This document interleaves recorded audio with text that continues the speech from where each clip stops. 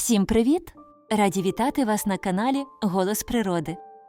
Сьогодні ми запрошуємо вас у світ, де квіти виглядають так, що мимоволі хочеться зупинитись і сказати «Яка неймовірна квітка!» або просто «Яка краса!». Це перша частина квітів, про які ми хочемо розповісти. Можливо, ви вже десь бачили деякі з них у книгах, у фільмах, у соцмережах, але ми впевнені, ви точно не знаєте про них усього. Тож ми готові показати і розповісти більше про те, чим вони особливі і чому саме ці квіти варто побачити хоча б раз у житті. А почнемо ми з однієї з найдивовижніших. Квітки, що має форму кажана, майже чорне забарвлення і виглядає так, ніби щойно вилетіла зі сторінок фентезі. Такка шантріє, її називають квіткою-кажаном або летючою квіткою. Це одна з найбільш незвичних квітів на планеті. Її темні, майже чорні приквітки розправляються, мов крила кажана, а з-під них звисають тонкі нитки, іноді до 70 сантиметрів. Ці вуса тремтять від найменшого подиху повітря і створюють враження, ніби квітка жива. Рослина утворює густу розетку великих блискучих листків. Вони схожі на бананове листя, подовжені, яскраво зелені, а сама квітка здіймається над ними високо і гордо. Такка походить із тропічних лісів Південно-Східної Азії. Там вона зростає в тіні, у вологому підліску. Квітне з весни до осені. І хоча її квітка складної форми, запилювачі з'являються нечасто, тому найчастіше вона запилює себе сама. Її аромат дуже тонкий і стриманий. Його часто порівнюють із запахом вологої землі чи грибів. На початку ХХ століття цю рослину привезли до Європи. І сьогодні побачити її можна не тільки в джунглях, а й у ботанічних садах по всьому світу. Іноді можна почути, що з такки виготовляють їстівний крохмаль. Але це не про неї, її плутають з іншими видами того ж роду. Такка шантріє – виключно декоративна рослина і одна з найхимерніших квітів на землі. Орхідея мавпа. Її ще називають мавпячою орхідеєю або дракула сімія. Ця рослина вражає своїм виглядом. На її квітці утворюється малюнок, що нагадує обличчя мавпи. Здається, що з глибини тропічного лісу на тебе дивиться маленька мавпочка. Квітка може бути коричневою, рудою або червонуватою, з кремовими акцентами, які утворюють мавпяче личко.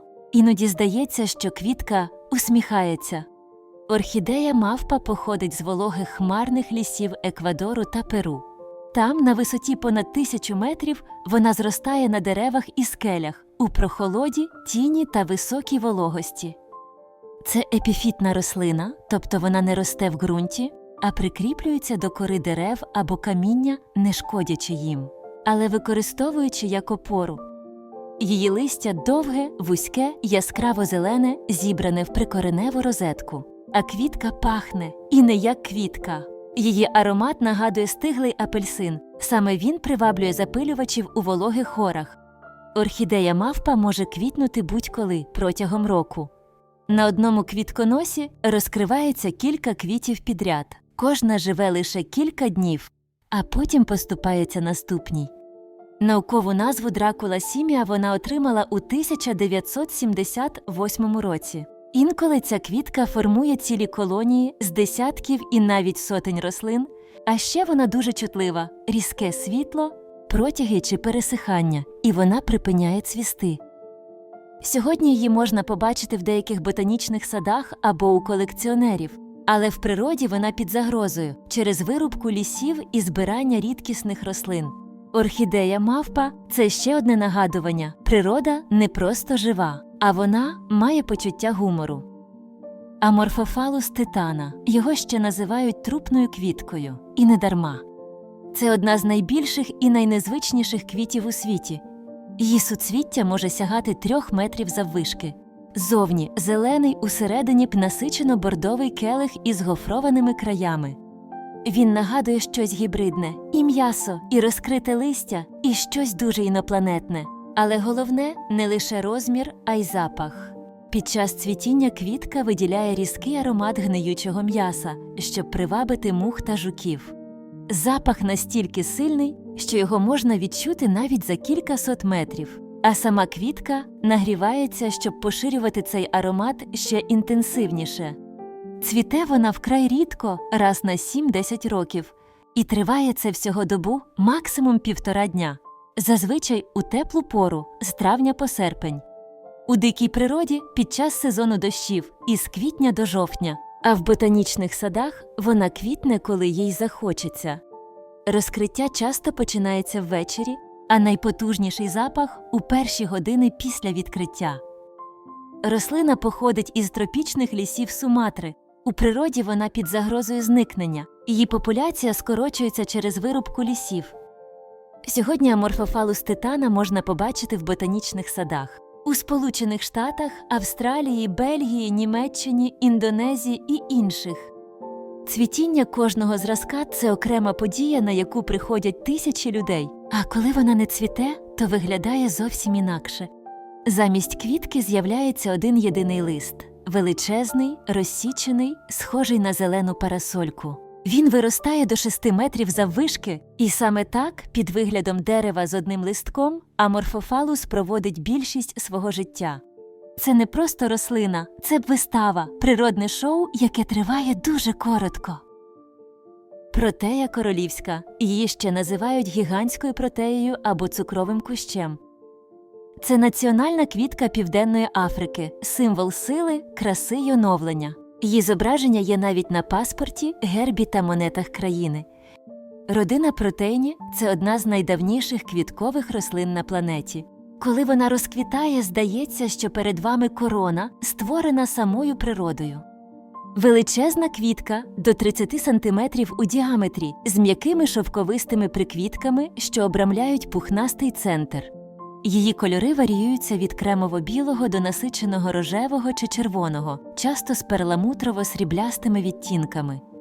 Протея королівська не має запаху, але багата на нектар і приваблює птахів та комах. Цвіте в теплу пору року, іноді майже цілий рік. Її товсті шкірясті листки зберігають вологу, а після пожеж вона швидко відновлюється, наче фенікс серед квітів.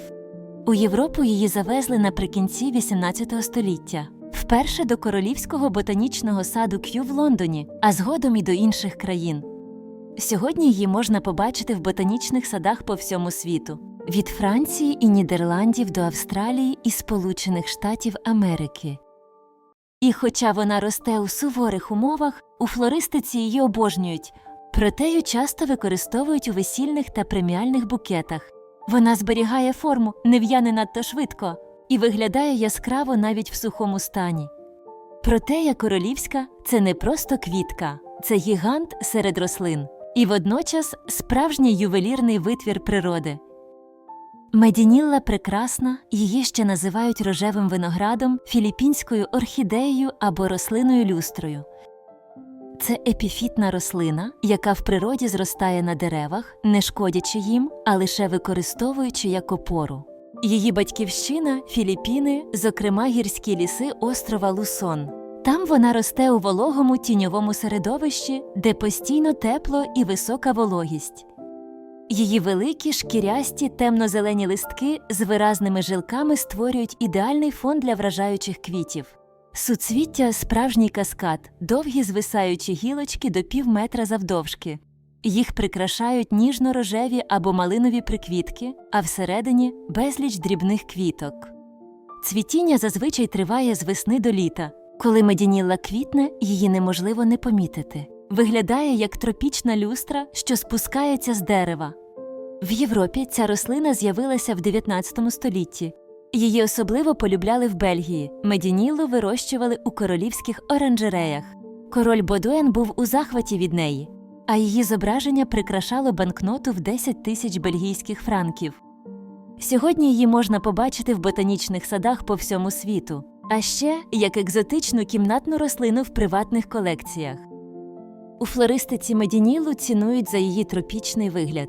Її іноді додають до композицій, щоб додати ніжності й ефекту вау. Медінілла прекрасна – це жива скульптура, квітка, що схожа на прикрасу, і доказ того, наскільки природа вміє творити досконале. Це була лише перша частина нашої квіткової подорожі. І, як бачите, природа має чим дивувати.